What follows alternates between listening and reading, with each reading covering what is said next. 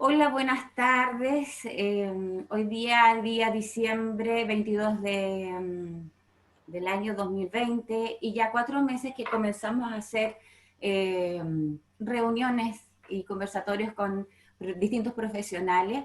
Quiero agradecer y darle la más cordial bienvenida a estos tremendos docentes que nos han ido acompañando desde ya por lo menos un par de meses hacia atrás y queremos ir viendo qué ha ido pasando. Pero antes que todo, darle la bienvenida al señor Tulio Barrios Bulling, investigador, consultor, docente y sorpresa, entre comillas, a lo que se viene. Muchas gracias, Tulio, por estar.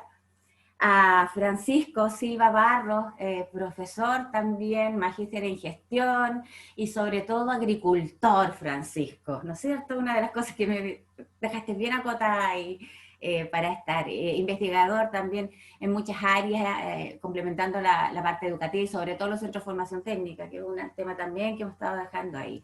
Y darle la cordial bienvenida a Guillermo Robles Troncoso. Guillermo, un agrado tenerte, profesor de la Universidad de las Américas, director de educación de la carrera de Pedagogía y Educación Básica, docente, y que también, como todos, hemos estado trabajando con nuestros niños desde los salones de clase hasta instancias superiores, y vamos a hacer un recorrido a grandes rasgos de lo que fue un poco este año 2020, comenzando y recapitulando un poquitito un ingreso a mediados de marzo, un par de semanas de clase, y se nos vino esta crisis sanitaria tan brutal que hasta ahora ya nos ha tenido en estas condiciones.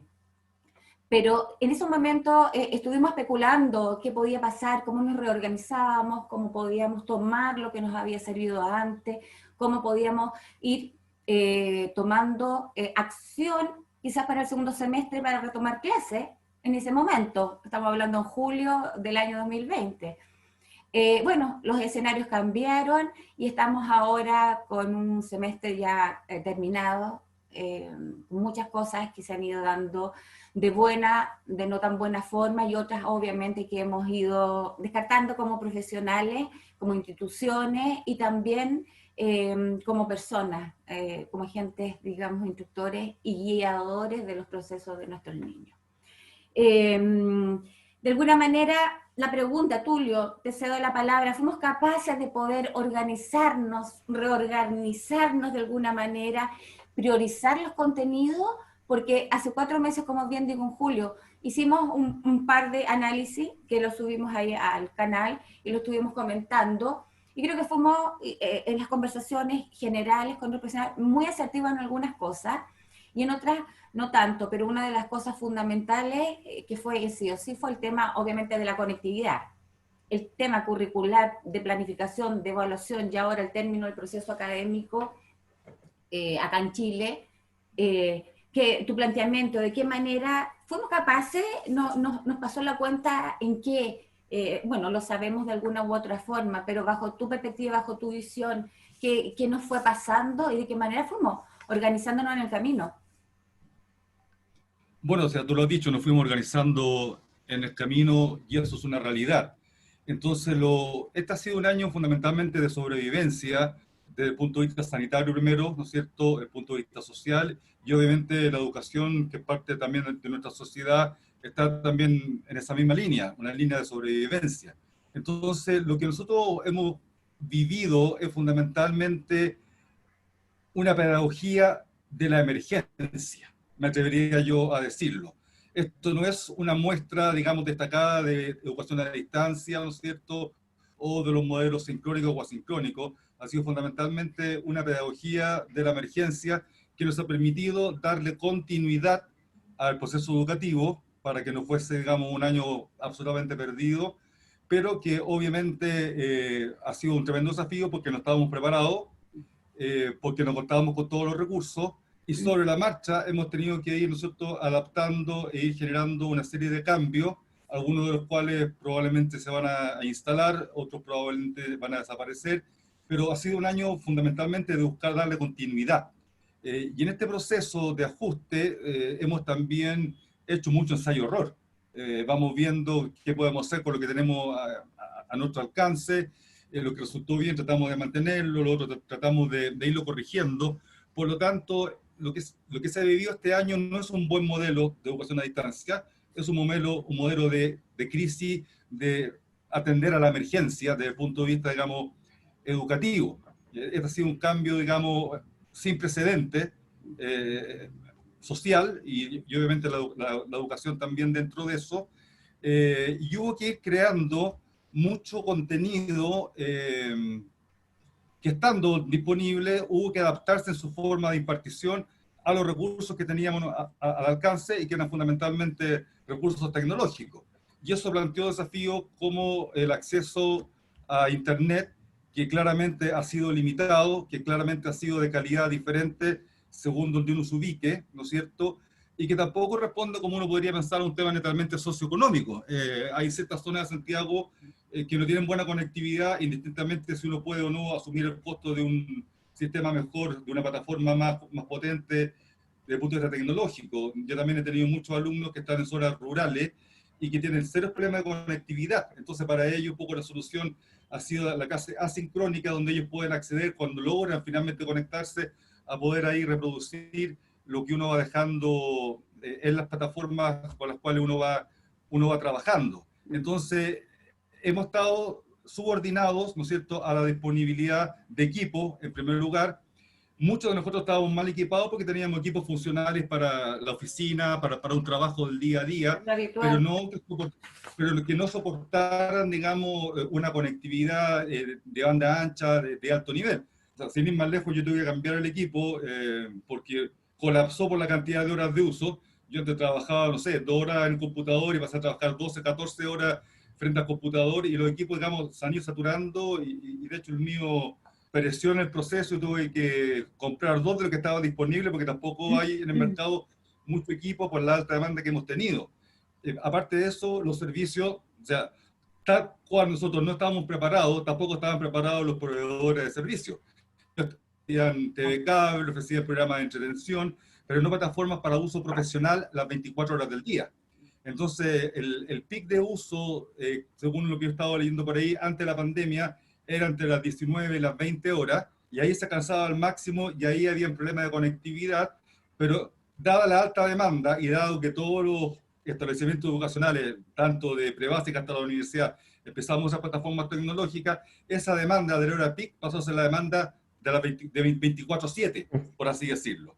Entonces, eso dificultó porque obviamente no había plataforma ni proveedor que pudiese entregar calidad garantizada a todo el país para esa demanda. Entonces, también otra dificultad ya del día a día es que es la relación profesor-estudiante. O sea, nosotros acá estamos viéndonos las caras a través de una pantalla, pero cuando uno hace clase, con suerte ve un avatar, con suerte ve un inicial, los estudiantes no todos están dispuestos a encender la cámara, ya sea porque están quizás en pijama o sienten que es un poco invasivo mostrar parte de su habitación o de su casa a los profesores. Por lo tanto, eso va dificultando también la relación profesor-alumno, que es fundamental para un proceso, digamos, de enseñanza-aprendizaje.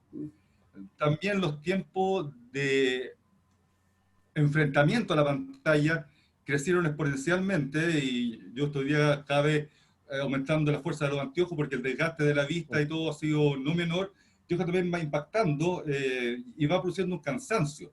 Entonces, hemos tenido que ir sobreviviendo, y por eso yo he preferido decir que esto ha sido una pedagogía de emergencia para poder abordar la crisis y de esa forma darle continuidad al sistema educativo, pero claramente lo que hemos vivido no es un buen ejemplo de una educación a distancia. Uh-huh. Guillermo, en relación a eso, una de las frases de uno, digamos, más a raíz de toda la contingencia que se nos fue dando justamente, y tú como profesor y preparador de profesores y director de la carrera, la prioridad obviamente aquí fue enseñar, no era estar al tanto con la tecnología, que obviamente tuvimos que hacer una inducción mucho más allá de lo que estábamos preparados, como bien dices Tulio. Uno estaba acostumbrado a hacer un par de cosas, a excepción de los que trabajamos en algunas horas online, digamos a través de internet, pero este nuevo desafío, ¿cómo lo tomaron ustedes también? para poder entregar clases a profesores, estaban preparando a profesores. Y eso fue muy potente, porque igual teníamos un historial, digamos, de clases asistidas, que nada va a comparar obviamente poder estar entregando la información a través de, de las distintas plataformas que se estaban y que estamos preparando. La información está, como la bajada era fácil, pero cómo era entregar mucho más allá y poder lograr este equilibrio entre la enseñanza y la formación docente. Gracias, Erika, por la invitación. Primero que todo, concuerdo plenamente con Tulio cuando nos habla de esta educación de emergencia, en realidad, ¿ya? Esta educación que se fue formando desde marzo en adelante, que ha sido súper reactiva, ¿ya? Hemos estado constantemente reaccionando a lo que puede ir ocurriendo durante el año. Y esto lo vimos en el mes de marzo, cuando había una obligación casi desde el Ministerio de Educación de poder volver al aula. Lo que fue una reticencia enorme desde el colegio de profesores, desde los padres y apoderados, que no se sentían escuchados con respecto a decir, oye, están todos planeando si vuelven y no vuelven, pero no me están preguntando a mí, que soy yo el que va a llevar al niño, a la niña, al lactante, al estudiante al aula. Y desde ahí comenzó una especie de pugna, yo lo podría decir, y me hago responsable de las palabras, entre el Ministerio de Educación y entre el Colegio de Profesores, lo que le hizo súper mal a este proceso formativo. Los dos entes principales del país se vieron enfrentados. Lo que yo veía en las noticias era, el ministerio está diciendo esto, el colegio de profesores está diciendo esto otro, lo que era absolutamente absurdo, cuando teníamos que todos remar hacia el mismo objetivo para poder sacar adelante esto, de acuerdo a lo que nos dice Tulio. Era una emergencia mundial y debíamos de alguna manera enfrentarlo, ¿ya? Reaccionando, porque no nos daba el espacio para poder planificar y armarnos de muy buena manera y enfrentar esto que venía, sino que tuvimos que ir reaccionando durante los tiempos en que esto ya había llegado, el camino. En la universidad, bueno, existieron los recursos, gracias a Dios, de disponer de buenas plataformas que nos permitieron poder enfrentar esto en cuanto a lo que es sincrónico y asincrónico. Nos permitió eso. Pero la gran tarea de nosotros era formar a profesores que iban a tener estas condiciones para que ellos trabajaran y promovieran aprendizajes en otras condiciones, en donde no iban a tener una plataforma Blackboard, en donde no iban a tener un Zoom ilimitado. Entonces, ese fue el gran desafío por parte de nosotros, de tener estas estrategias, esta didáctica que les permitiera a ellos formarlo en muy poco tiempo, enseñarle el abanico de plataformas que iban a utilizar en cada uno de los establecimientos, Classroom, Meet, Teams, y un sinfín, porque no era decir ya, aprendamos todos a usar Zoom, porque la diversidad y el abanico de plataformas de los establecimientos educacionales era enorme. Había por lo menos 8 o 9 plataformas dando vuelta en el ambiente. Entonces nos tuvimos que preocupar de ir capacitando a nuestros estudiantes que estaban haciendo las prácticas pedagógicas en todas esas plataformas, para que si les tocaba en este establecimiento con esta plataforma, pudiera manejar y tener interacción con el estudiante. De manera general lo abordamos de esa forma, pero yo creo que lo más interesante fue esta interacción que tuvo nuestro estudiante con su profesor colaborador y con el tutor de las prácticas.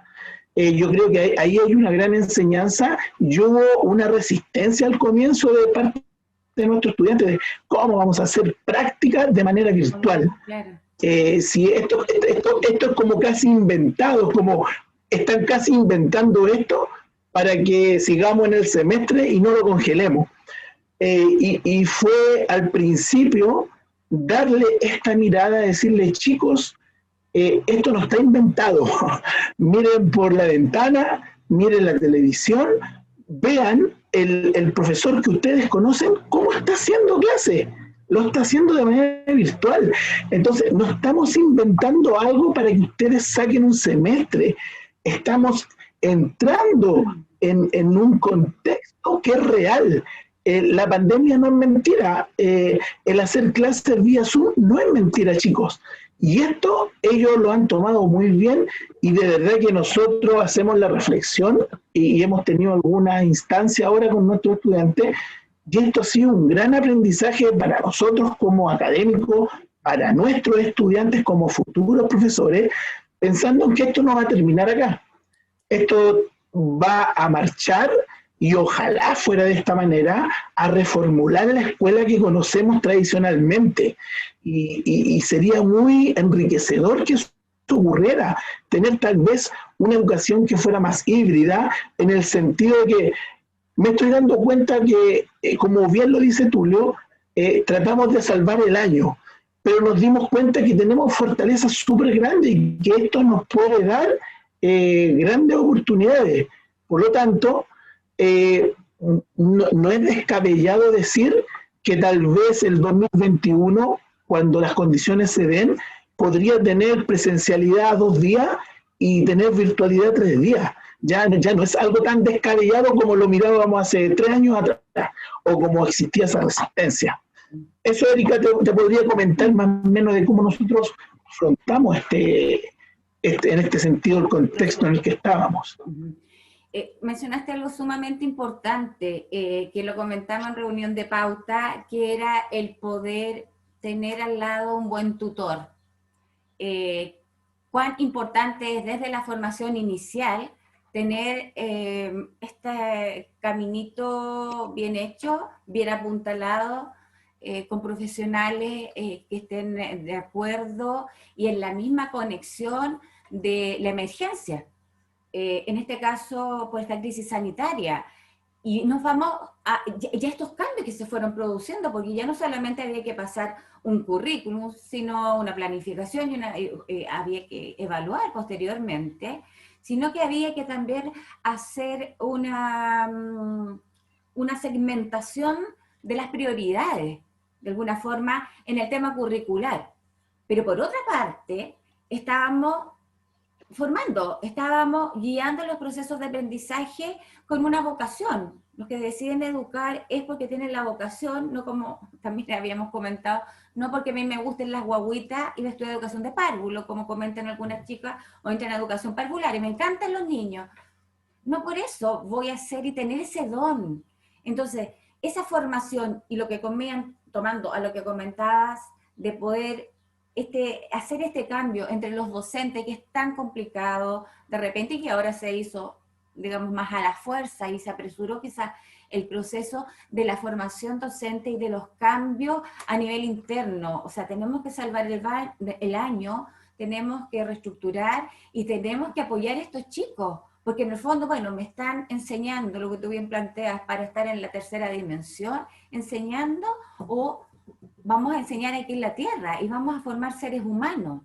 Y en función a eso, tomando lo anterior señalado, Francisco, este tema cultura contra cultura, este tema de la formación integral, este tema del ser humano que viene de los tiempos de la sobrevivencia, o sea, estábamos como estábamos y teníamos que estar dispuestos para salir a cazar para alimentarnos, para poder cubrirnos y para poder entregar alimento y poder sobrevivir el día a día. O sea, al final, esta formación integral que tuvieron que ser todos tuvimos que ser como docentes, como familia, como padres y como alumnos, creo que trajo mucho más conocimiento más allá de lo que estaba en un proceso curricular. Te cedo la palabra ahí para que tú vayas comentando justamente algo que hablamos y es tan importante en lo que es la formación cultural. Muchas gracias, Erika. En primer lugar, quiero darte las gracias por la invitación nuevamente. Siempre un gusto estar acá y compartir con ustedes. Y bueno, tienes toda la razón en lo que dices. Y como estaba comentando Tulio al principio, y Guillermo ahora, estas situaciones de emergencia que se han dado, que ocurren en un contexto en que la circunstancia común es la incertidumbre, digamos. Y hay incertidumbre en más de un sentido, porque no es solo la incertidumbre de qué va a pasar, sino cuándo va a pasar. Porque mirando para atrás, haciendo un poco la retrospectiva, cuando comenzó este proceso, esta pandemia, tampoco estaba muy claro cuánto iba a durar ni cuánto confinamiento iba a ser necesario. Y quizá en septiembre, cuando la cosa se empezó a relajar, aún sabiendo que venía otra ola de contagio, eh, no teníamos claro ni la duración, ni la intensidad, ni la presencia de alguna vacuna, en ninguna de esas cosas. Entonces, para mí es muy interesante escuchar acá a los demás invitados, Tulio y Guillermo, de cómo reaccionaron frente a estas contingencias y cómo tuvieron que adaptarse, mantener esa flexibilidad, pero además, en muchos casos, tomar ellos decisiones antes de que la institucionalidad reaccionara, como ilustra Guillermo en la situación del gobierno versus el colegio de profesores. Y yo creo que en los escenarios de transición, porque en eso estamos, de transición, la estructura, digamos, por encima, la superestructura de organización, es la que empieza a mostrar generalmente las fallas que tiene en las crisis, empieza a mostrar el desgaste y empieza a mostrar la situación en que no es capaz de reaccionar. Y en esos escenarios, la capacidad de la persona para reaccionar, o de la comunidad educacional, pero hablando en la escala micro, en la escala de la institución o incluso de un curso, empieza a tomar más importancia porque la ayuda desde arriba o desde afuera puede tardar en llegar, especialmente cuando las circunstancias están cambiando a la velocidad de lo que está. Entonces, efectivamente, este proceso en que estamos de transformación de la economía, de las comunicaciones, la conectividad, que el 2015 le habían puesto el nombre de la cuarta revolución industrial, y que ahora con la pandemia estamos todos viviendo del Zoom, de la conectividad, de Internet. Era una cosa habitual que ahora ya pasó a ser indispensable, ¿cierto?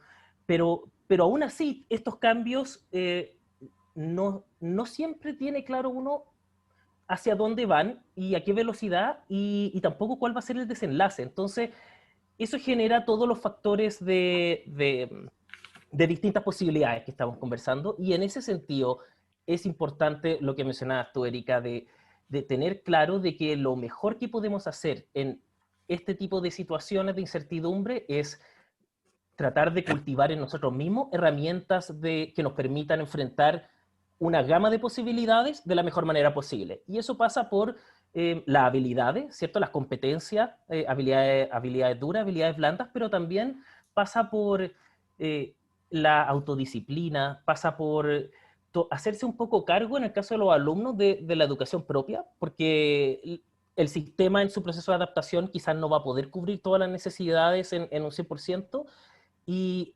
también requiere tener la visión amplia de que a pesar de todos los cambios y a pesar de todos estos desafíos, sí se puede encontrar una adaptación en los ejemplos que estaba diciendo, por ejemplo, Tulio antes. Uno sí puede encontrar alguna forma de salir adelante adaptándose y coordinando. Pero eso requiere un poco la tranquilidad y la aceptación de decir, bueno, acá somos nosotros los que vamos a tener que organizarnos y tomar decisiones, pero eso está bien y podemos llegar a buenos resultados, digamos.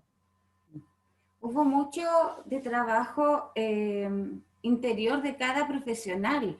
Las disputas arriba eran muy fuertes.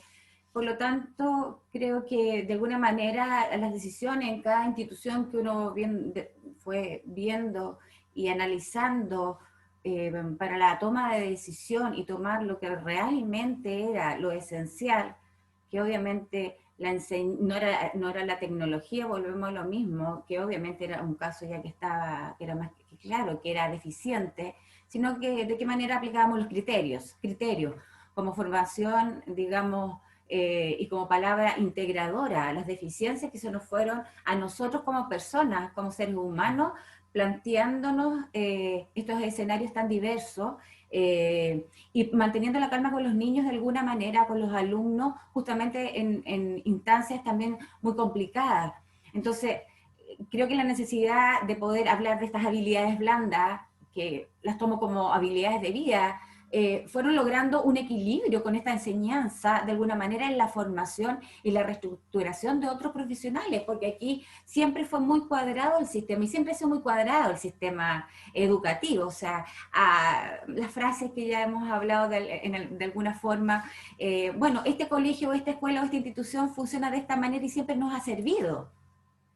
Eso de sopetón salió, eso ya, Exacto. no creo que nadie lo podría decir ahora, o sea, pasa esto, tuvimos que volver a reinventarnos, tuvimos que volver a hacer otra cosa, tuvimos que volver a tomar otra toma de decisiones, modificar la malla curricular, modificar nuestra planificación y obviamente al final nuestra evaluación.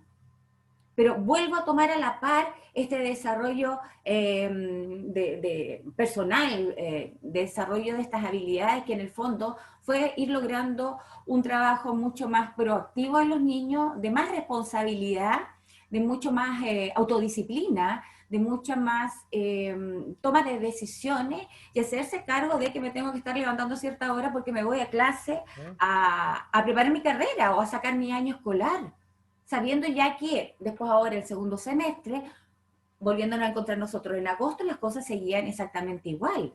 Por lo tanto, lo que se fue creando en el camino fue también este valor agregado de desarrollo personal con nuestros chicos. Que algunos los hayan tomado, bueno, ahí queda. Que otros sí se hayan hecho cargos por sí solos, yo creo que fue un gran mérito para tantos y tantas chicas que sí lo pudieron lograr. Y creo que eso es el gran valor que tiene esta enseñanza de alguna forma muy tan amplia y tan